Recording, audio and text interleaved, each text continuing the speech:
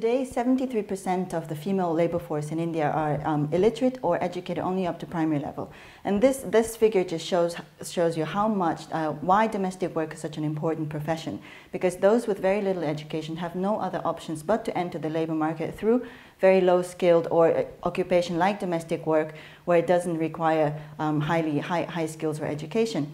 And that is why domestic work is also increasing significantly in recent years. The figures show us that if you compare growth of domestic work with all other kinds of employment, domestic work growth is far higher than all other kinds of employment. So this just shows you why we're focusing very much on domestic workers. And at the Indian government level, they have also taken significant steps. At the state level, domestic workers are covered under the minimum wages in 13 states at the moment. Or 13 states have taken actions to cover them. And, but what we see is that when rates are set or fixed, they're generally quite low. And they're actually lower than comparable other workers with little skills. Because, and this just shows you the low social valuation of the domestic work, the work, and the social perception of this work and the valuation of it.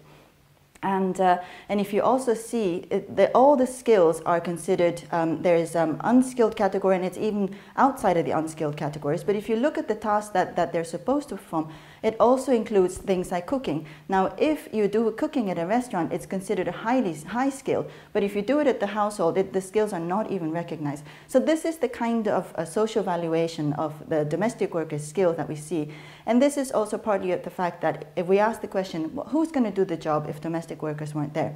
And of course, it's the free labor, female labor in the household, which also the value seems to be zero. So decent work for domestic workers, not just for domestic workers, but it's also for gender equality, because if we don't value, if no value is placed on the work that women do for free, forfeiting their opportunities for income earning, and if that value is zero, it's not surprising that we don't put high value amount to domestic workers.